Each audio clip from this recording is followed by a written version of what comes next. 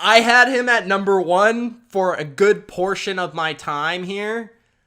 And then there was just some things holding me back from making him number 1.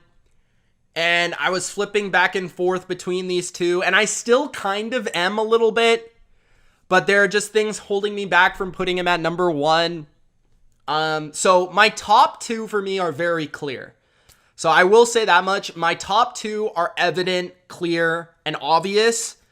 And my number 3 is evident, clear, and obvious. My number 4 is pretty obvious. And then my number 5 is pretty obvious. So that's kind of the way that my rankings are going.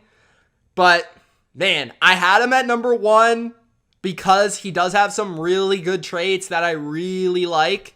But I also see some things that I do worry about at the next level. So without further ado, my number 2 is Matt Corral of Ole Miss. So Matt Corral is my number 2 quarterback in the 2022 NFL Draft. And I really like Matt Corral. I think he could be the best quarterback in this class without a doubt. I think in terms of transferable NFL traits, he has the most elite transferable NFL traits in the class. And I think he fits the modern game very well, especially in play action heavy offenses, because he's got very good feet, he's got a very good arm, and he's a really good athlete, and he's got a quick release. I mean, his release is phenomenal. So he's got 3 or 4 traits that are really, really good. And in a lot of ways, he does remind me a little bit of Zach Wilson from last year. And you guys know that I loved Zach Wilson last year. So Matt Corral is very enticing, and he's certainly a first-round pick this season for me in this year's draft. He's certainly a first-round pick, and he still might end up being my number 1 quarterback in this class, but he just doesn't offer some of the things that I really desire in a first-round prospect, in a locked and loaded good quarterback. So let's take a look at Matt Corral next up on my strengths and weaknesses. Now, first thing that stands out is his release. His release is rapid. He can throw the football instantly when he sees his target and he gets his platform ready to throw. Bam, it's out. So his release is super impressive, and that is something that is definitely transferable to the NFL. He often operates in these RPO quick game, which his release was perfect for because he would read it, he would throw it instantly. His arm strength, I think he has the best arm in the class, in my opinion. The ability to make all the throws, and he has very good feet, very quick feet to elude defenders, to be able to extend plays. As a runner, he is dynamic. In my opinion, his ability as a runner is second to only Malik Willis. Malik Willis has more power and more ability to break tackles. Corral more so uses his stop and start quickness to be able to run and to see lanes and go. And I think he is a very good runner in that regard. I am not sure, though, how his running will transfer to the NFL, as he is a little bit smaller. So I'm not sure if he's going to be able to take constant contact. So he's somebody that I think is going to be nice to utilize as a runner in certain situations, but I wouldn't rely on him a ton to run the football. Not like they did in college, which I was almost frustrated with the amount that Ole Miss used him running the football, because I wanted to see more of him passing. Because I think he'll become more of a passer in the NFL, as opposed to Malik Willis, where I could see Malik being like Jalen Hurts, where he's taking 15 carries a game.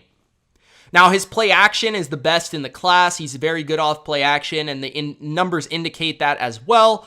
And what I most notice is he's very good at basically centering himself and positioning himself to the target, and when he sees his target, he can go and he can throw it, and he can quickly adjust himself, his feet, and his top half to throw the football.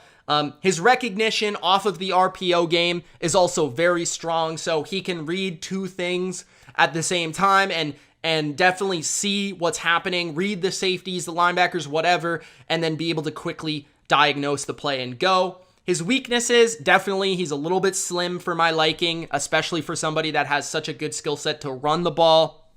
He needs to slide. Like, he's going to get himself hurt. I could certainly see him having some injury issues because he's just fearless and he refuses to slide. And we didn't see a ton of pro quality throws in college because he was in that RPO, very heavy RPO offense, but he makes more than Malik Willis does, certainly. He also has inconsistent decision making where there were games where he threw a lot of interceptions. I'm not really going to put that on him a ton. Some of it's luck, some of it's not, but I do feel like there are moments where he's making a great play, he's outside the pocket, it looks like he's going to make a great play, and then he just makes a stupid throw, and I'm like, whoa. And that at times is not good, obviously, but there's other times where he just makes plays in on his tape where other guys in the class can't make those plays. He, to me, makes the most like eye-popping throws in terms of in the pocket. He makes a lot of throws where he's looking to the right and then he pops himself back into position perfectly, and then it's a laser on like a deep post, like a 20-yard post, and it's bam, right on the money. And you're like, that's very transferable to the NFL. So there are a lot of traits that I really, really like here, obviously. So for such a compact motion, he has a lot of arm strength out of that motion. I don't think the motion is a big problem whatsoever. It would be nice if he kind of loosened it up a little bit because I think his arm would actually be even better in that case.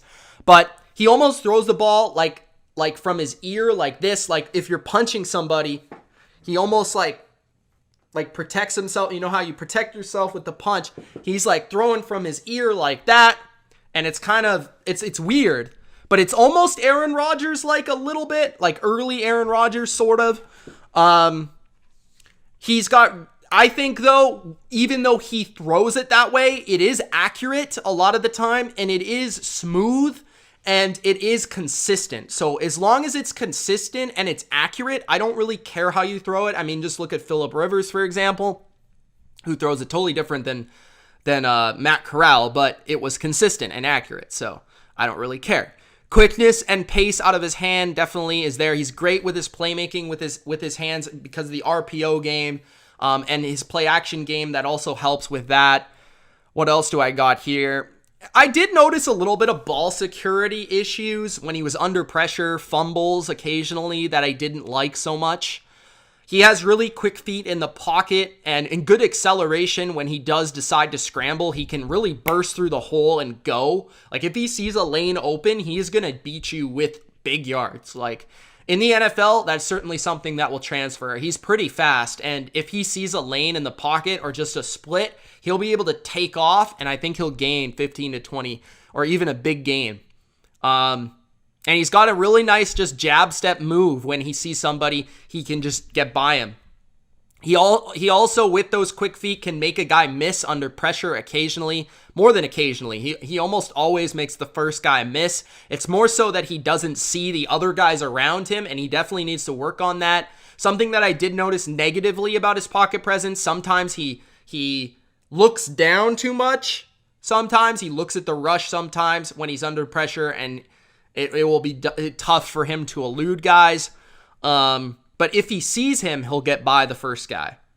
He does confidently find checkdowns, I think, more commonly and consistently than somebody like Malik Willis, who I think needs to work on his field vision and his reads. I think overall what I saw from Corral was he does a better job of like, okay, that's not there, I'm just going to check it down. Like just more mature quarterback stuff, in my opinion. What else? What else? Reliable, consistent passer. He's pretty tough. He's competitive for sure. And that's almost to a fault where he's gotten himself hurt. He shows his heart and his feistiness when he's running the ball. And yeah, I like a lot of the things. Like I have mostly positives to say about him. And I definitely take him in the top half of the first round because I think he has a lot of elite traits that you can definitely develop, and he can definitely be a very good quarterback in this league. So you guys can tell I like Matt Corral quite a bit, but there are certainly concerns that held him back from being my top guy, and it's mostly to do with the style of offense he was in and the transferable nature of that offense and what he did in that offense to relate to the NFL. So a lot of the like raw passing ability is the best in the class, but the quarterback stuff is what holds him back from being first, if that makes sense. So let me know what you guys think of Matt Corral in the comment section. Do you like him? Do you not like him? Let me know in the comments. And do you think I nailed it with him, or do you think I'm a little bit off? So I think he probably has the most likely upside of all of these guys.